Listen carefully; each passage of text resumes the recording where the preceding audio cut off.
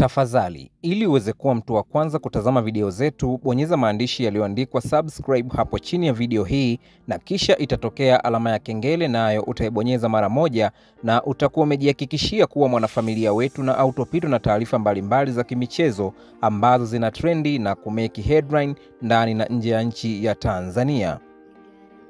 Moja kati ya taarifa kubwa kwa sasa ambayo ina trend lakini pia kuzungumzwa zaidi katika swala zima la soka hapa nchini Tanzania ni kuhusiana na dabi ambayo inatajwa kwamba itapigwa tarehe 15 siku ya Jumapili, ambapo klabu ya Simba Sport Club tumeshuhudia ikiendelea na maandalizi kama vile ambavyo tumeshuhudia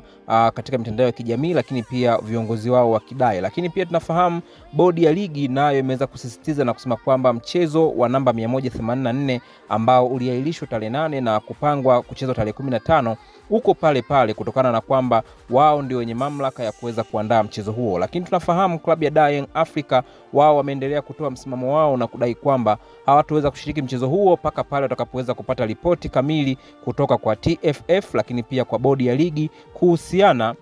na sababu zilizopelekea mchezo huo kuahirishwa tarehe 8 na kupangwa tarehe nyingine, licha ya kwamba wao pia wanadai hawana imani na bodi ya ligi, lakini pia wanahitaji baadhi ya viongozi ambao wanahusika katika bodi ya ligi ikiwemo Almas Kasongo pamoja na wengine wengi kuweza kujiuzuru na kuachia nafasi zao kutokana na kwamba hawatekelezi majukumu, lakini pia wamekuwa na upendeleo kwa baadhi ya timu katika ligi kuu ya Tanzania bara. Sasa hatimaye swala hili limeweza kufika mezani kwa CAF, ambapo Pitso Mosimane ambaye ni rais wa CAF ameweza kufunguka mazito kuhusiana na kile ambacho kinaendelea kwa sasa katika soka la Tanzania, ambapo amedai kwamba sheria inatakiwa ifuate mkondo wake, na amedai kwamba mchezo wa dabi unatakiwa kuchezwa kwa kanuni kutokana na kwamba kuna vyombo ambavyo vinaongoza soka la hapa Tanzania ikiwemo bodi ya ligi, lakini pia